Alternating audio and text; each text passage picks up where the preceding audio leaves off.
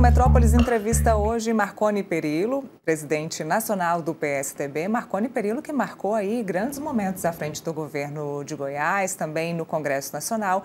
E hoje a gente vai conversar sobre vários assuntos, sobre política nacional, política no estado de Goiás.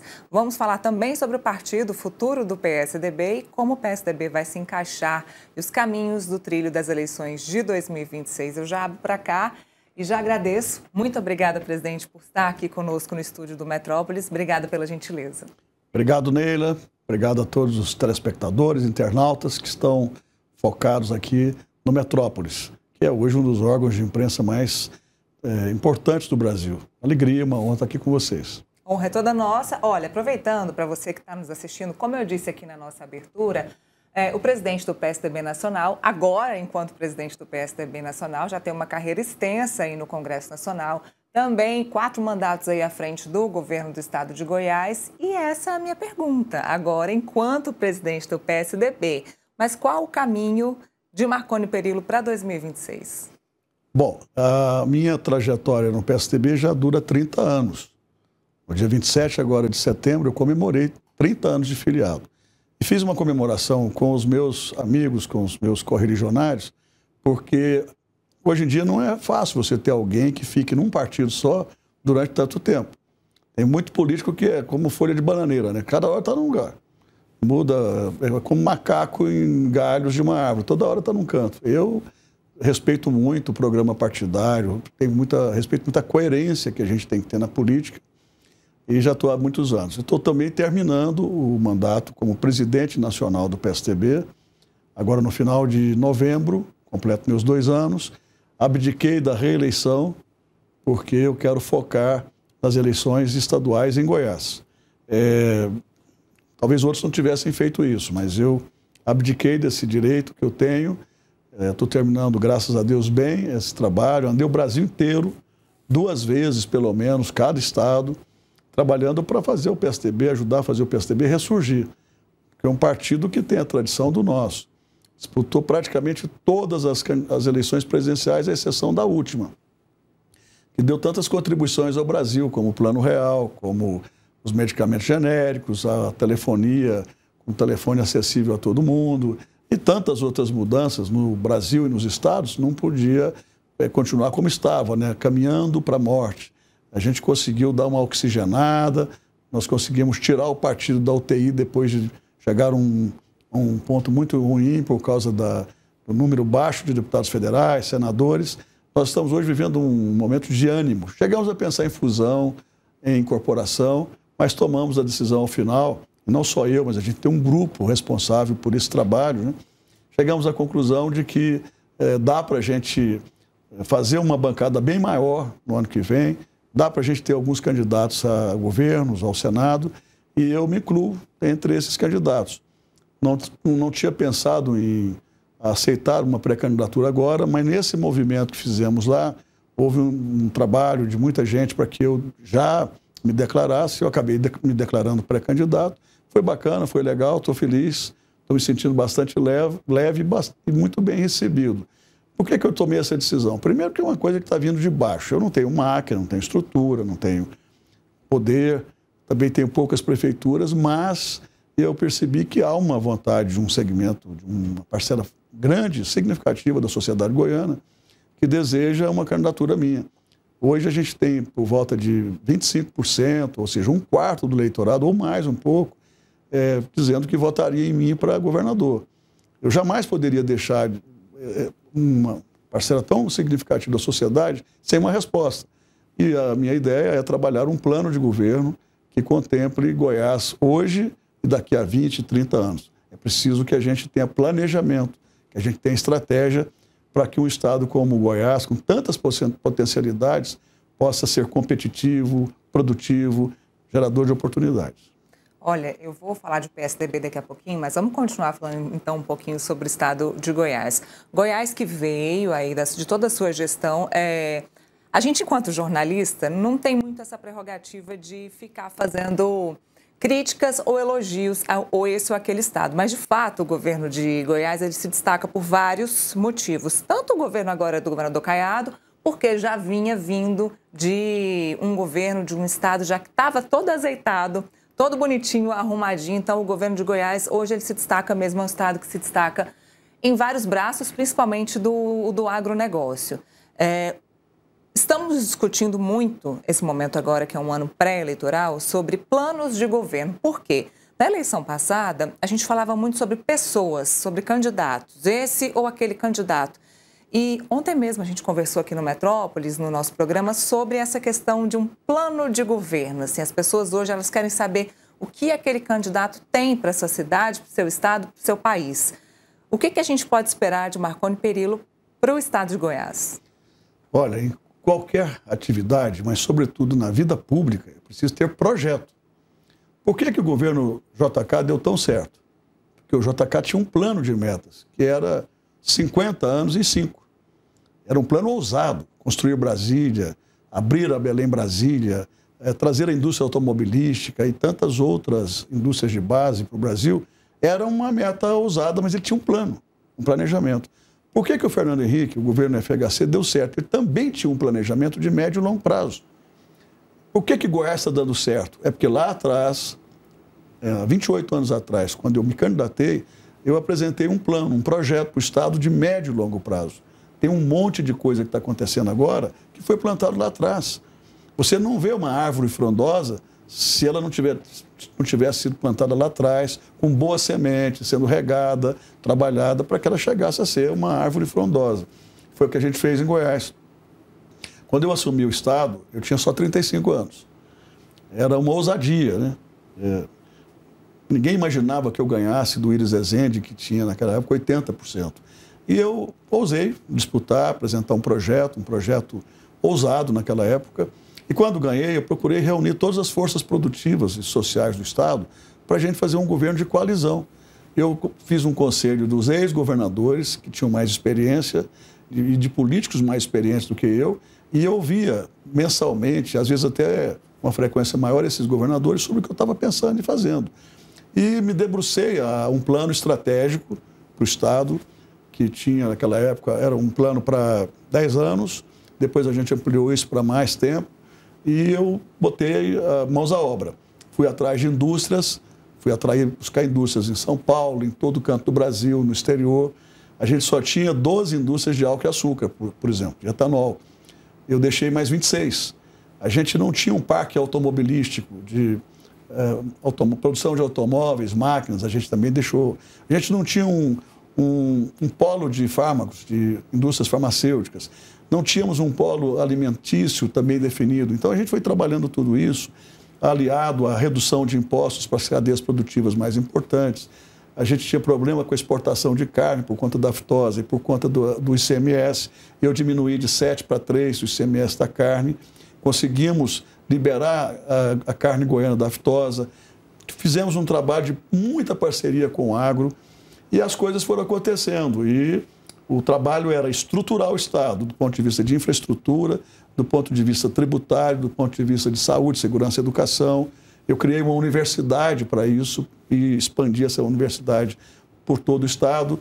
Eu também resolvi formar todos os professores do ensino fundamental que não tinham diploma de curso superior. A gente só tinha 28% de professores formados com diploma de curso superior. E nós entramos nisso para valer com a universidade que eu criei. E por aí a gente foi caminhando, né? Modernizando o Estado, estimulando o agro, trazendo indústrias, gerando empregos, oportunidades e com um planejamento muito rigoroso. A gente tinha metas para cumprir, eu tinha uma rotina de trabalho com os secretários, cobrava todo dia e aí as coisas foram andando. Para você ter uma ideia, uma coisa que ninguém gostava de fazer era cuidar de saneamento básico, esgoto, estação de esgoto e rede de esgoto, porque geralmente se ninguém vê, fica enterrado, Sim. Não tem placa e os políticos geralmente não gostavam disso. Eu entrei para valer nessa área, para descontaminar os lençóis, para descontaminar os rios, os leitos, os córregos e partir para cima. A gente tinha 12 estações de tratamento de efluentes, eu deixei com 100 estações. Isso foi muito importante para a saúde e para o meio ambiente, né? Para manter os rios mais saudáveis. A gente tinha poucos hospitais, a maioria não funcionava direito. Eu parti para cima para fazer mais hospitais de urgências, um hospital tipo Sara Kubitschek, e isso foi feito na saúde, fomos fazendo isso na educação com a universidade, que eu levei para 40 regiões, e na segurança pública. Segurança pública, sobretudo, não é algo que acontece da noite para o dia. Eu fiz concurso para 10 mil policiais nas 5 forças. Eu valorizei os policiais, colocando os salários dos policiais de Goiás como os melhores do Brasil. E aí parti para as viaturas, para os armamentos, para a formação dos policiais, para promoções, deixando um clima de preparo para que a segurança fosse melhorando. Hoje eu tenho muito orgulho de me encontrar com policiais nas ruas, por onde passo, e todos têm um respeito enorme por mim, porque sabem que nós fizemos um governo que estruturou essa área, que estruturou a saúde. Que Goiás começou a figurar em primeiro lugar no IDEB em 2013. Primeiro lugar no IDEB no Brasil, no fundamental e no médio. E isso nas provas que foram feitas relativas a 2011. Sim. Então, foi uma coisa tão estruturante que continua até hoje. Vários dos meus programas, ou todos os meus programas que dão certo hoje, começaram comigo. Às vezes os nomes foram mudados, nomes de hospitais foram mudados, mas é algo que começou lá atrás, com planejamento. Eu construí, por exemplo, um centro para recuperação, de excelência para recuperação de dependência química. É algo revolucionário. Alguns não estão funcionando, deixaram parados, mas um continua funcionando. A mesma coisa a gente fez em relação às escolas profissionalizantes. Hoje isso é algo fundamental. Não adianta só trazer a indústria, ampliar o comércio, serviços, trazer tecnologia. Você precisa preparar a mão de obra. De nada adianta você fazer esse esforço todo se a gente não consegue formar a mão de obra do jovem, do trabalhador, às vezes até mais idoso. E é preciso que se abra vagas para os idosos também. Num mundo de inteligência artificial, de velocidade total nas comunicações, na internet, enfim, de avanços extraordinários, se a gente não preparar. Eu procurei, hoje eu tenho muito orgulho de ver pesquisas qualitativas e de ver as pessoas dizerem que os meus governos foram governos estruturantes e modernizantes. A gente não pode pensar só em ter o aplauso imediato.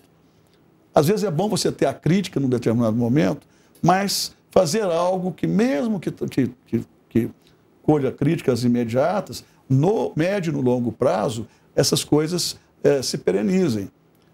Muita gente que me criticou por vários motivos no passado, eu vejo agora mudando a opinião, porque percebem que o Estado chegou a um ponto de inflexão muito forte e de respeitabilidade nacional. Antes as pessoas ficavam ironizando, perguntando se tinha índio no Goiás, perguntando se só tinha mato. Não, hoje Goiás é um estado do agro moderno, é um estado da indústria moderna, dos serviços modernos, um estado de universidades, de shoppings, de profissionais liberais da mais alta qualidade.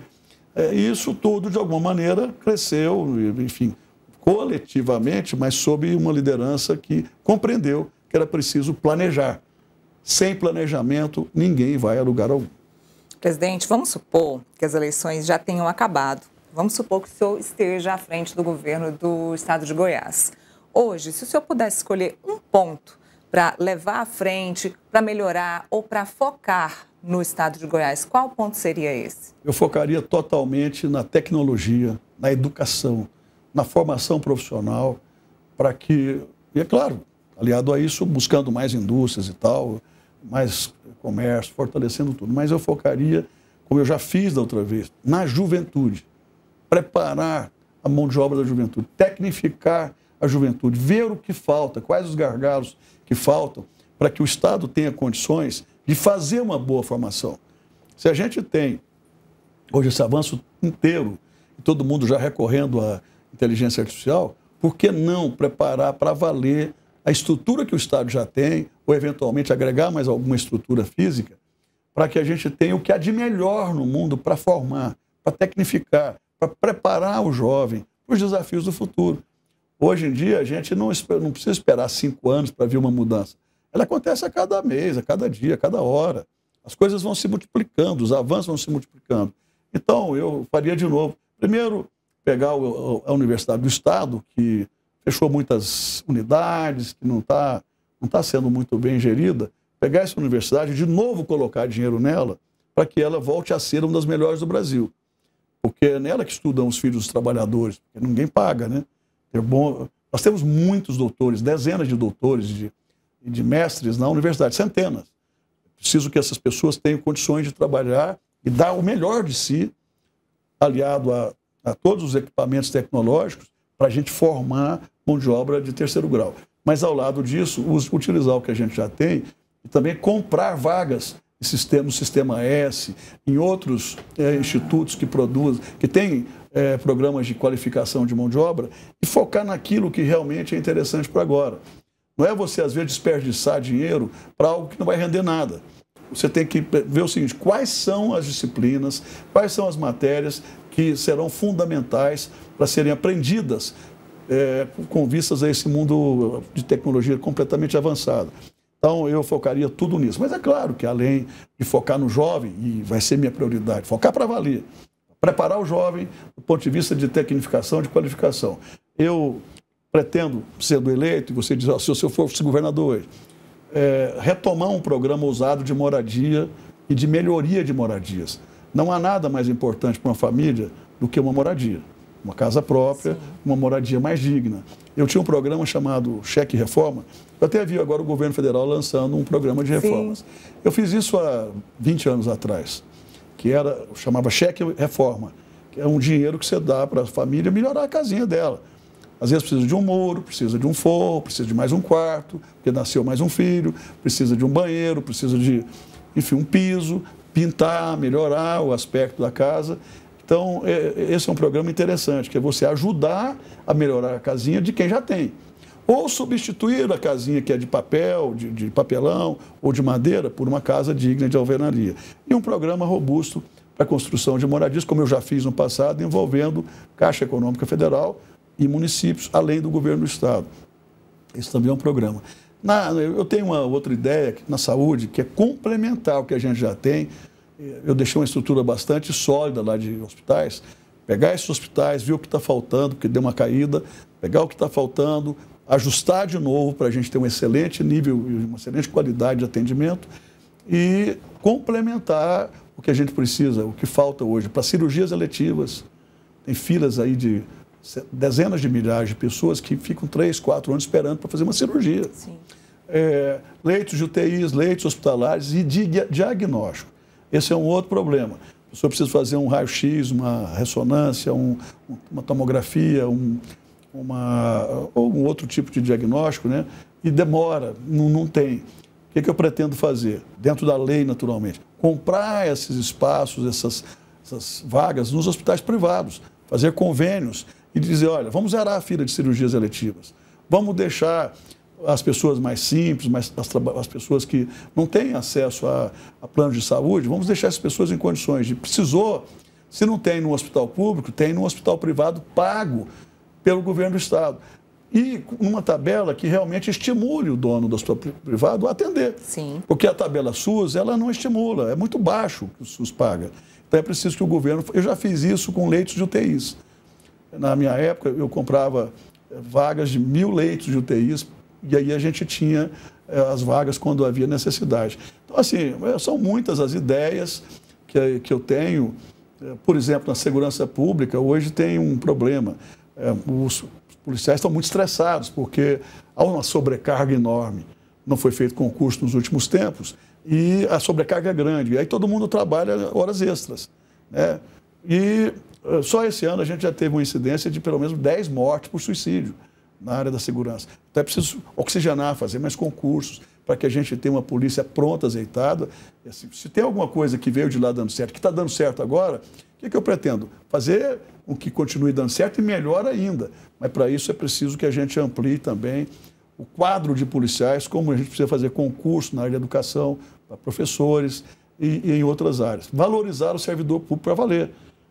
Nenhum governador governa sozinho. Os governantes passam, os servidores ficam, porque eles são servidores efetivos, né? Bom, falando um pouquinho de PSDB, o PSDB vai mudar de presidente.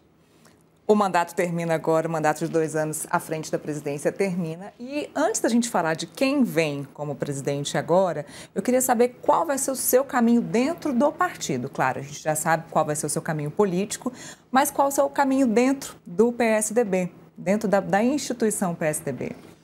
Durante esses mais de 30 anos como filiado ao PSTB, eu exerci 6 mandatos pelo PSTB. 4 de governador, o de senador, eu fiquei a metade, depois eu voltei para o governo, e um de deputado federal. Só o primeiro que foi pelo PMDB, hoje MDB. Nesse período todo, eu ocupei uma vez só um cargo dentro da Executiva Nacional. Aliás, 2 vezes. Uma vez eu fui primeiro vice-presidente do partido, em 2017, 2016. Depois, agora com o Eduardo Leite, eu fiquei na comissão provisória como membro lá da Executiva.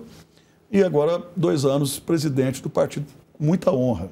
Você imagina alguém que começou lá de baixo, virar presidente nacional do partido, de um partido no qual ele acredita e no qual ele exerceu tantas funções. Então, para mim é uma honra. E eu nunca tive apego a essa coisa de ser presidente, de ser vice-presidente. Quando eu assumi, eu disse, olha, eu vou entrar como operário do partido. Eu vou retribuir ao partido o que o partido fez por mim ao longo desses anos todos.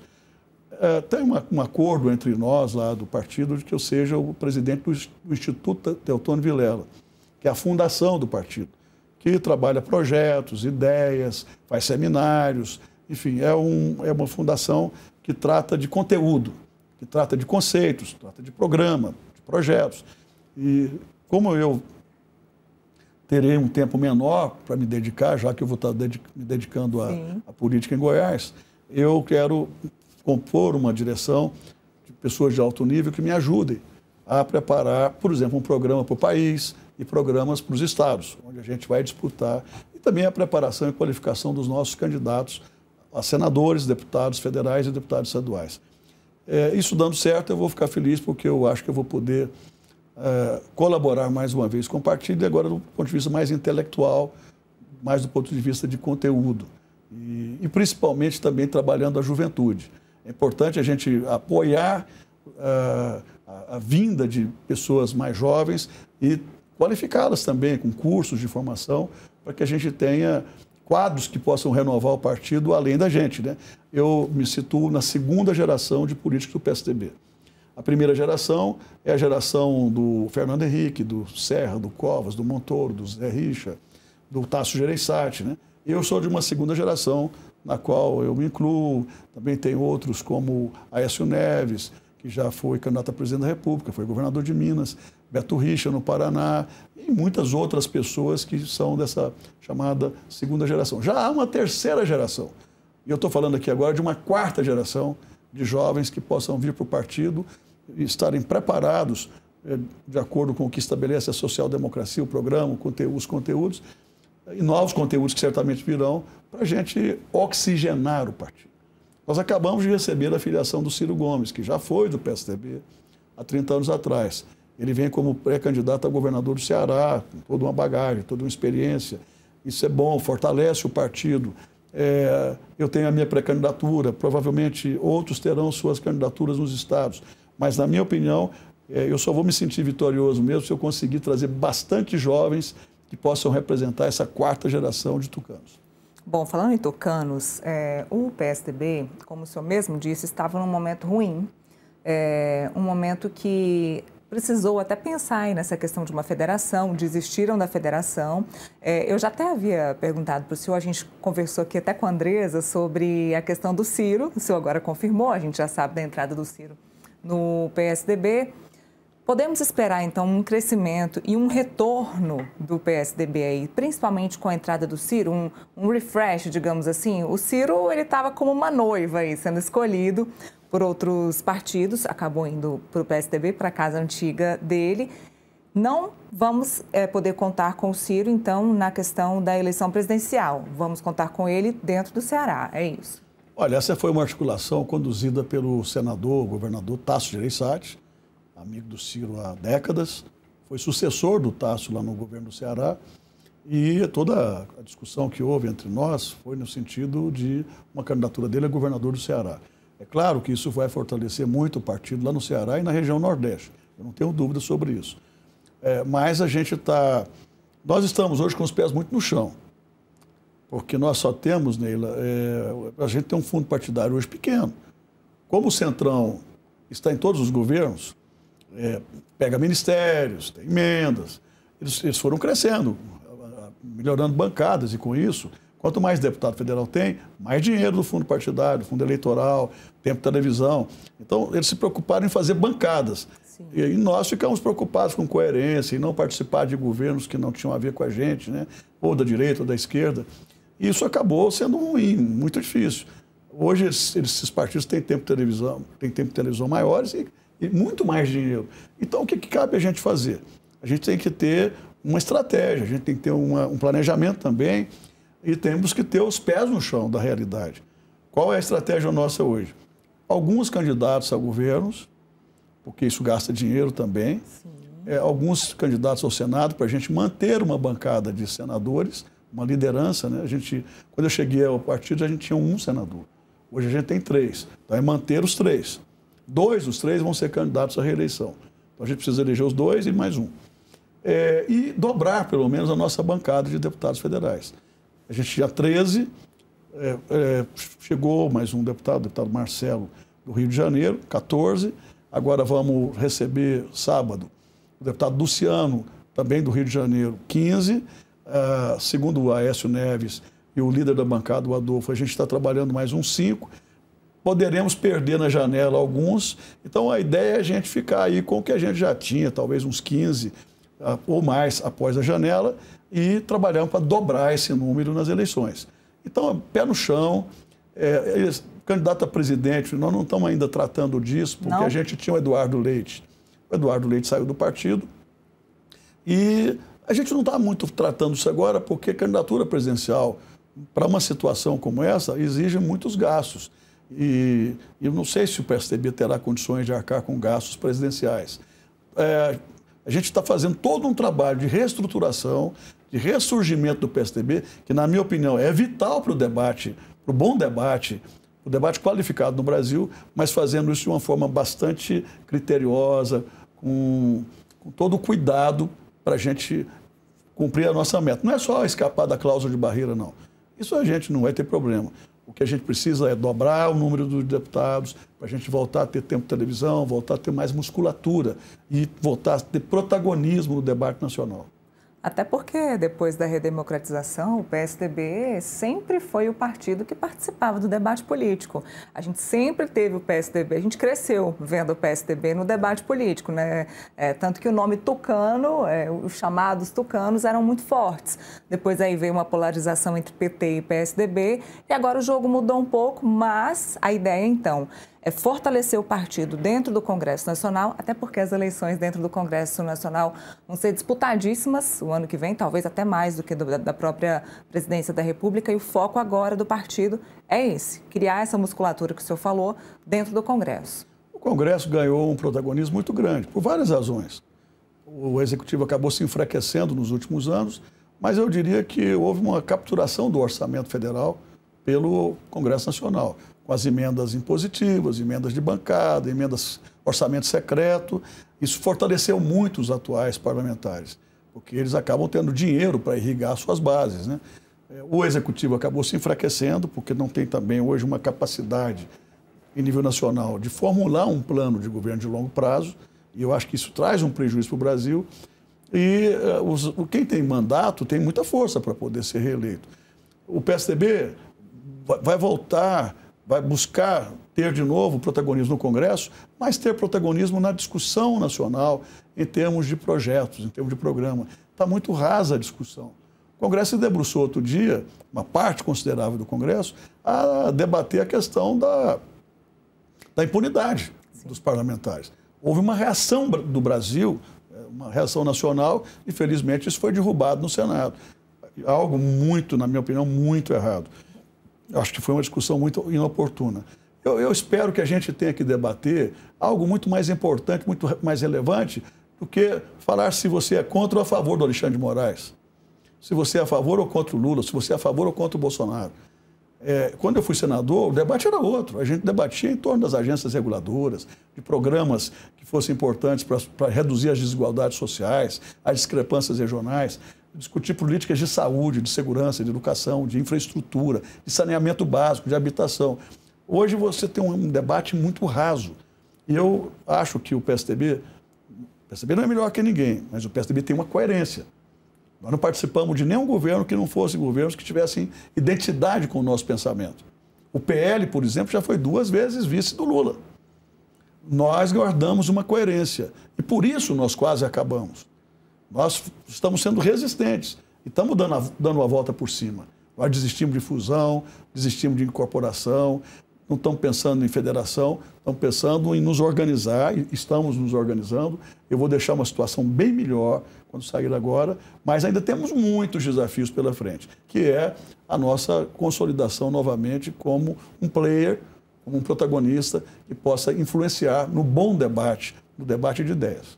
E o PSDB como vai ser o apoio do partido no ano que vem na questão da eleição à presidência da República? Mesmo que não haja um candidato do partido, um candidato tucano, o que a gente espera do PSDB para apoio no ano que vem? É preciso contextualizar a trajetória do PSDB. O nosso eleitor sempre foi um eleitor de centro, às vezes centro-esquerda e de direita. Nesse período não se falava em eleitor de direita, falava um pouco de eleitor de esquerda, mas nós éramos o polo contrário ao lulopetismo. Sim. Nós disputamos 8 eleições seguidas contra o PT. Começando com Mário Covas, em 89, que teve um bom desempenho, embora não tenha chegado ao segundo turno, mas foi o que lançou o PSDB. Depois a gente disputou 2 com Fernando Henrique, vitoriosas, e perdemos outras eleições, com Serra 2 vezes, Geraldo Alckmin 2 vezes, Aécio Neves 1 vez. Foram ao todo 8 eleições disputadas contra o PT. Portanto, o PSDB guardou essa coerência de ser adversário das políticas do PT, das propostas do PT, mas sempre debatendo no alto nível essas posições nossas. O nosso eleitorado sempre foi um eleitorado que se opôs ao lulopetismo. Essa é a verdade. Até porque o lulopetismo também se posicionou contra várias das mudanças que o PSDB fez. Foi contra o Plano Real, a Lei de Responsabilidade Fiscal, o projeto de telefonia, de agências reguladoras, entre outras coisas. Então, sempre houve uma divergência histórica, estratégica, entre o PSDB e o PT. Em 2022, o PSDB comete um equívoco muito grande de não lançar candidato a presidente. Esse foi o erro capital nosso. Tivemos muitos erros, mas esse foi um dos equívocos nossos. E isso nos custou muito. Custou muitas derrotas nossas e custou a redução das nossas bancadas a números jamais vistos, né? O que eu posso te adiantar? Por conta dessa coerência histórica, nós vamos nos alinhar a um candidato que não apoie o atual governo, por uma questão histórica, por uma questão de coerência. E porque a gente também tem muitas divergências em relação ao governo atual. Uma delas é a questão fiscal. Os juros só estão tão altos e prejudicando tanto o industrial, o comerciante, o prestador de serviços, o povo do agro, o pessoal do agro, porque houve um descontrole em relação aos gastos, ao gasto público. Houve um descontrole fiscal. Todas as vezes que você tem descontrole fiscal, você acaba correndo o risco de ter que aumentar juros, apreciar o câmbio. Isso tudo é muito prejudicial ao conjunto da sociedade. E é o que está acontecendo Corre neste o risco momento. de inflação, às vezes não a inflação medida pelos institutos oficiais, mas medida no bolso do povo. Sim. Então, nós não somos a favor. Eu também não sou favorável a que o governo do PT fique aí apoiando o Maduro, que é um ditador, ou apoiando a Rússia, que está massacrando a Ucrânia, ou apoiando outros países ditatoriais mundo afora. Eu não posso concordar com isso.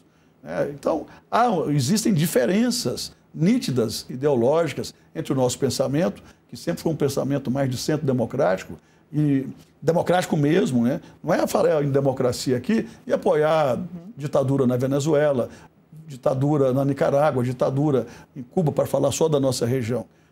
A gente tem que ter um discurso coerente. Eu quero democracia no Brasil. Eu defendi desde menino democracia no Brasil, mas eu quero também democracia em outros lugares. Não pode haver 2 pesos e 2 medidas. Então, há essa diferença. O que a gente precisa encontrar é um candidato que seja equilibrado, que tenha um pensamento modernizante, que tenha experiência, que pense no Brasil, que convirja as correntes. Hoje o que a gente tem não é mais polarização. No nosso tempo ela era polarização. Nós contra o PT. Quando eu digo nós, não era só o PSDB, era um conjunto que se formava ao nosso redor, sob a influência do PSDB naquela época. Hoje a gente tem radicalização. É diferente.